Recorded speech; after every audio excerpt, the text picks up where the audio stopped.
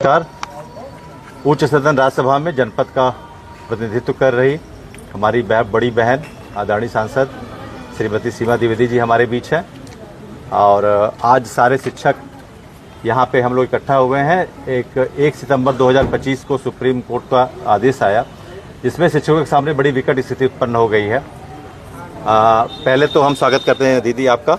दीदी, इसमें जो सुप्रीम कोर्ट का आदेश आया, हम इसमें जब जाते हैं तो जो फिल्टर होता है तो उसमें एक आता है अमेंडमेंट 2017 का। उस अमेंडमेंट में कहीं कहीं से वो पार्टी सेंट्रल गवर्नमेंट बन रही है। उस अमेंडमेंट का उस समय जब इंटरप्रिटेशन किया गया तो उसमें चूंकि अब काउंटर होने पर वो सुप्रीम कोर्ट ने जनरलाइज कर दिया। वो अमेंडमेंट दीदी था कि 2017 में आया, 2015 से इम्प्लीमेंट मंगाया गया। उसमें यह था कि 2010 के बाद जो भी टीचर जो है वो अदर स्टेट्स में जो ट्रेंड नहीं है, वहाँ ट्रेंड की बात ही, अप्रशिक्षित है। 452 करोड़ उसमें रिलीज भी सेंट्रल गवर्नमेंट ने किया, बाकायदे उसका श्वेत पत्र भी जारी हुआ। उसमें फिर 2015 से 19 तक जब वो डेट बढ़ी, उस डेट में उनके प्रशिक्षण की बात थी, ना कि उसमें न्यूनतम भर्ता टेट की दीदी बात थी। 23 अगस्त 2010 में जो है टेट लागू हुआ। अब माननीय सुप्रीम कोर्ट ने उस चीज़ को सामान्यकृत आदेश के रूप में निकाल दिया।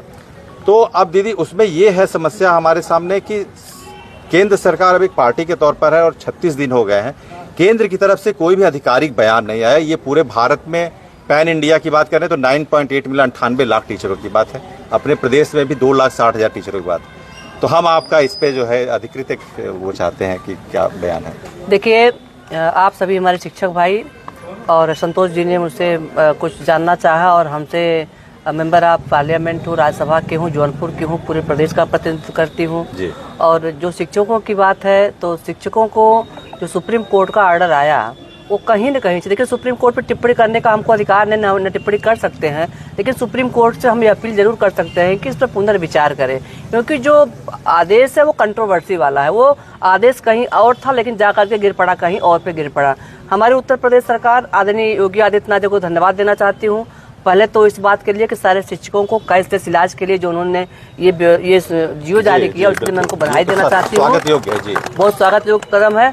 और दूसरी बात, योगी जी को मैं इसलिए भी धन्यवाद देना चाहती हूँ कि उन्होंने उत्तर प्रदेश की तरफ से ये साफ शब्दों में कह दिया है कि हम सुप्रीम कोर्ट में अपील करेंगे, सुप्रीम कोर्ट में पुनर्याचिका दाखिल करेंगे और हम शिक्षकों के साथ पहला प्रदेश है। और मैं समझती हूँ कि पूरे हिंदुस्तान में उत्तर प्रदेश हमारा ये पहला प्रदेश है जिन्होंने शिक्षकों के हित में खुल करके बोला।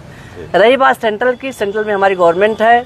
हमारी गवर्नमेंट युवाओं को आगे बढ़ाना चाहती है, हमारी सरकार युवाओं के बारे में सोचती है। और इस आदेश को लागू होने से सुप्रीम कोर्ट का जो निर्णय आया है, अगर इस निर्णय के आधार पर हम बात करेंगे तो इतने लोग प्रभावित हो जाएंगे, इतने ऐसे लोग प्रभावित हो जाएंगे जिनका रिटायरमेंट कम दिनों का है, कुछ दिनों को बचा है। अब उनसे उम्मीद नहीं की जा सकती वो टेट की परीक्षा पास कर पाएंगे। ये अव्यवहारिक है। अव्यवहारिक मतलब ये है कि अब ये कॉन्सेप्ट या तो पहले आप बता दिए होते कि चलो हम तैयारी करते हैं अपनी। तो इन सारी बातों को लेकर के हमारी सुप्रीम कोर्ट में हमारी टिप्पणी कुछ नहीं है, लेकिन हमारी सरकार, हमारी ये उम्मीद है, हमारी ये कोशिश है, हमारा ये प्रयास है कि मैं सेंट्रल गवर्नमेंट में माननीय मंत्री धर्मेंद्र प्रधान जी से मिलूंगी, माननीय गृह मंत्री अमित जी से मिलूंगी, प्रधानमंत्री मोदी जी को पत्र लिखूंगी कि वो शिक्षकों के हित में, क्योंकि शिक्षकों का परिवार बहुत बड़ा परिवार शिक्षकों का है और शिक्षकों से है हम सबसे ज़्यादा काम भी लेते हैं। आज शिक्षकों का सबका ध्यान शिक्षकों का पूरा सेंट्रल की तरफ बहुत आशा भरे निगाहों से देख रहे हैं। तो मैं अपनी तरफ से एक सांसद होने के नाते, आपके घर परिवार की होने के नाते, आपके क्षेत्र की होने के नाते मेरी ये पूरी कोशिश है कि मैं सेंट्रल मिनिस्टर से मिलकर के ये बात रखूंगी। और पार्लियामेंट में जब नवंबर में हमारी पार्लियामेंट चलेगी तो मैं उत्तर प्रदेश से कई सांसदों को मिलकर के इस बात को हम पार्लियामेंट में उठाने का हम काम करेंगे। ये मेरा अधिकार है, पार्लियामेंट में बोलना, पार्लियामेंट में उठाना, ये हमारा अधिकार है। इस अधिकार का हम प्रयोग करेंगे और हमें पूरा विश्वास है कि हमारी सरकार इस बात पर जरूर निर्णय लेगी और टीचरों की तरफ से सुप्रीम कोर्ट में हमारी सरकार पुनर्याचिका जरूर दाखिल करेगी। और मैं फिर कहना चाहती हूँ, मैं आश्वस्त करना चाहूंगी कि हम पूरी तरह से आपके साथ खड़े हैं। जी दीदी, एक सवाल इसमें आता है, वहाँ पो की स्थिति बन गई उस समय जब ये निर्णय आया।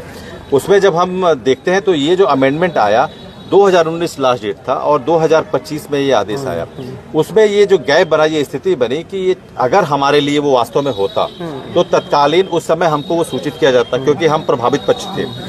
तो अब सेंट्रल गवर्नमेंट को जो भी ये सारे स्टेट से, तमिलनाडु, उत्तराखंड, दिल्ली, यूपी, सारे पुनर्विचार याचिकाएं जो दाखिल हुई हैं, उसमें हमारा आपसे यही निवेदन है कि चूंकि आप उच्च सदन में भी हैं और आप हमेशा संवेदनशील विषयों पे सवाल उठाती हैं, आप हर यहाँ के क्षेत्र के हर एक आम आदमी की आवाज़ हैं, आप हमारी आवाज़ है आप उच्च सदन में।